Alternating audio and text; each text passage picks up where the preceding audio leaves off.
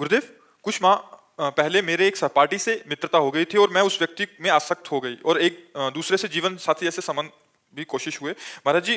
हालांकि वो ज्यादा दिन तक टिके नहीं ना ही रहे, पर कुछ परिस्थितियां आई और सब खत्म हो गया। परंतु मेरी उसमें आसक्ति इतनी ज्यादा हो गई कि मैं उसे भूल नहीं पा रही महाराज जी। वो व्यक्ति दिख जाता है। अब वासनाओं के खेल खेलोगे, मन मलिन होगा तो भूल क्या पाओगे।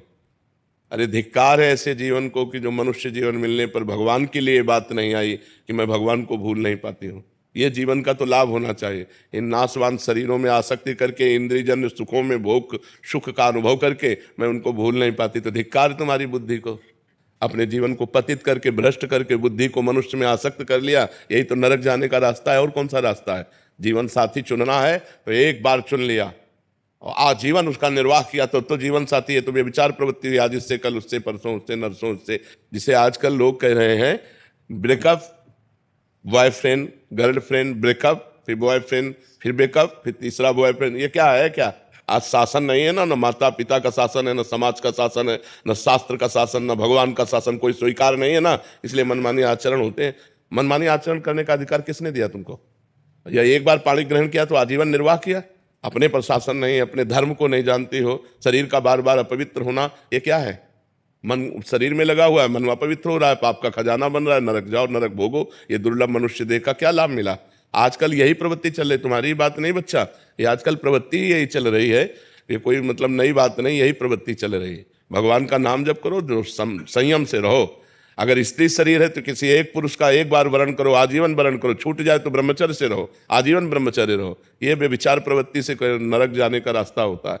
त्रिविधम नरकस्येदम द्वारम नाशनमात्मनः कामः क्रोधा तथा लोभा तस्मादेत्यं तजेत। ये 3 नरक के द्वार हैं, काम क्रोध लोभ।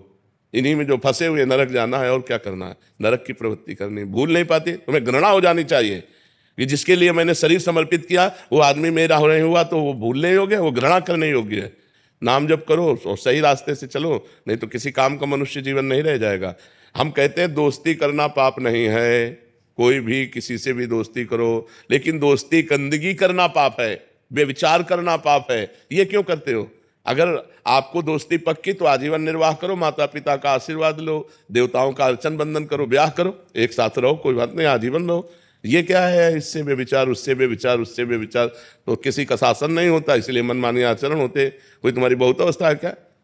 ये मनमानी आचरणों से क्या होगा? अपने जीवन को खोखला करके नरक जाओ, नरक का रास्ता पुष्ट करो। इसलिए बच्चा सावधान, नाम जप करो और सावधान रहो, और भगवान का आश्रय लेकर के धर्म पूर्वक जीवन व्यतीत करो। मनुष्य जीवन ये दिव्य मिला है, इससे भगवान की दिव्यता प्राप्त करो।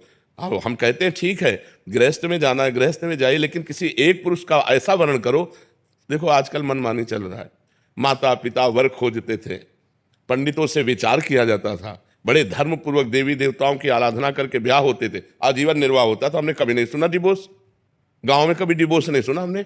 ये जो व्यभिचार प्रवृत्ति शुरू ना, गर्ल फ्रेंड और बॉय फ्रेंड और लिव इन रिलेशन, यहां से शुरू हुआ है डिवोर्स। नहीं, हमने कभी डिवोर्स नहीं सुना। आजीवन निर्वाह, क्योंकि माता पिता ने किया, देवी देवताओं का पूजन करके, शास्त्र के पंडित के अनुसार अग्नि के फेरे लेकर, तब कहीं वो धर्म से चलो। इस तरह की मनमानी आचरण कोई भी मत करो, नहीं तो पछताना पड़ेगा। संसार का बड़ा विचित्र स्वरूप है, होश में चलना चाहिए। आचार्य अखिलेश आनंद जी, हरिद्वार। राधा वल्लभ श्री हरिवंश महाराज जी। महाराज जी, हम सब कुछ जानते हैं धर्म क्या है, अधर्म क्या है, पर सब कुछ जानते हुए भी अधर्म और नहीं जानते हो, नहीं जानते हो। जानकारी उसे कहते हैं जब जान गए तो जय जाने जग जाए हेराए, जागे जथा सुपन भ्रम जाए। स्वप्न में जैसे हम जगे हुए होते, तो क्या जगे हुए होते हैं क्या? स्वप्न में हम क्रियाएं करते देखते हैं, और ऐसा थोड़ी लगता है कि मैं स्वप्न देख रहा हूं, ऐसा लगता है मैं जगा हुआ हूं। तो क्या वो जगा हुआ होता है क्या? वो अज्ञानी स्वप्न में अपने को जगा हुआ जैसे मानता है, तो जगा हुआ नहीं होता। ऐसे आप अज्ञान की धरा में हो और आप ये जानकारी कर रहे हो कि मुझे धर्म का पता है, मुझे अधर्म का पता है। जैसे अपने को जानकारियां जो कुछ हैं, जो उपलब्ध हो चुकी, वो प्रकृतिजन्य केवल बुद्धि तक है, आपके अनुभव में नहीं है। अनुभव में नहीं तो पता है। पूरा हलवा बनाने की प्रक्रिया आती है, लेकिन कभी बैठ करके बना के पाया नहीं तो क्या फायदा। जिस जानकारी का प्रयोग ना हो सके, वो जानकारी हमारी किस काम की? बात समझ रहे ना? इसका तात्पर्य हुआ कि हम अध्यात्म बल से कमजोर हैं। हम जानते हैं कि ये नहीं करना चाहिए, हम जानते हैं ये करना चाहिए, तो जो करना चाहिए वो कर नहीं पाते, जो नहीं करना चाहिए वो हम छोड़ नहीं पाते। ईमानदारी का विषय ये है। इसका कारण हमारे अंदर अध्यात्म बल की कमी है। हम अगर प्रशांतात्मा विगत भी ब्रह्मचारी वृत्ति स्थित है, अगर हम संयम से चलें, अपने अंतःकरण में निरंतर भगवत चिंतन करें, ब्रह्मचारी व्रत से स्थित हों और निरंतर परमात्मा चिंतन करें तो अभी आ जाएगा। जो नहीं करना वो नहीं करना, चाहे प्राण निकल जाए, और जो करना है वो उत्साह संपन्न होकर के करना है।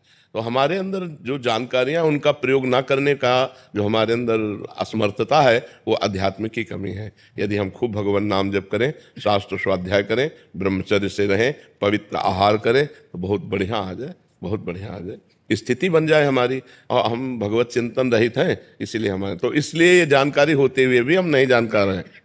जानकारी अगर जितनी आपको जानकारी, अगर उसका प्रयोग कर ले तो आप ब्रह्म सिद्ध महापुरुष हो जाए। किसको जानकारी नहीं? जब गांव में लोग शव यात्रा करते हैं, बोले राम नाम सत्य है, सत्य बोलो मुक्ति है। इससे बड़ा और क्या ज्ञान होगा?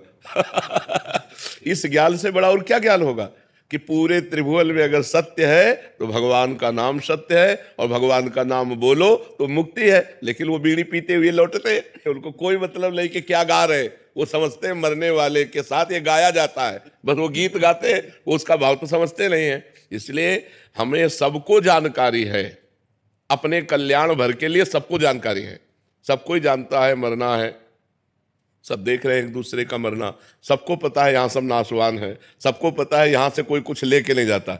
बस इतनी जानकारी काफ़ी है। अगर हम परमार्थ में चल दें और इतनी जानकारी हमारी पक्की रहे तो हम तो महात्मा बन जाए। लेकिन ये जानकारी ना जानकारी के अंतर्गत ही है। जैसे स्वप्न में जगा हुआ मानता हुआ भी वो सो रहा है, वो अपने को जगा हुआ मानता है, लेकिन जब जगेगा तो स्वप्न हट जाएगा। जगने की पहचान है स्वप्न हट जाएगा। तो सच्ची जानकारी का मतलब है, धर्म की जानकारी का मतलब है, जेहि जाने जग जाए हेराई, जागे जथा स्वपन भ्रम जाई। जो जान गया तो उसके सामने से संसार ऐसे गायब हो जाता है जैसे स्वप्न का पूरा दृश्य जागने पर गायब हो जाता है। फिर दिखाई क्या देता है? सिय राम मैं सब जग जानी, करूं प्रणाम जोरी जुग पानी। तो हम अपनी जानकारी को सत्य बनाएं, हम अपनी जानकारी का प्रयोग कर सके, इसलिए खूब नाम जप करो और ब्रह्मचर्य का जरूर ध्यान दो। आज व्यभिचार परायण हमारी जनता हो रही है, जिधर देखो व्यभिचार का बोलबाला है। वो सब अपवित्र बुद्धि। अध्यात्म को धारण करने के लिए गृहस्थ में है तो उचित ब्रह्मचर्य, और विरक्त में है तो पूर्ण ब्रह्मचर्य। ब्रह्मचर्य के बिना, ब्रह्मचर्य जीवन की नींव है। ये आजकल नए नए सब जितने बच्चे हैं ना, गर्लफ्रेंड बॉयफ्रेंड हस्तमैथुन ये वो सब नष्ट किए दे रहे हैं अपने आप को। ये क्या है? मनुष्य जीवन का उपहास कर रहे हो, देव दुर्लभ मनुष्य जीवन का उपहास कर रहे हो। बड़े भाग मानुष तन पावा, सुर दुर्लभ सदग्रंथन गावा, साधन धाम मोक्ष कर द्वारा, पाई न जे परलोक संभारा। सो परत्र दुख पावई, सिर धुनि धुनि पछताए, काल ही कर्म ईश्वर मिथ्या दोष लगाए। इसलिए खूब नाम जप करो जी।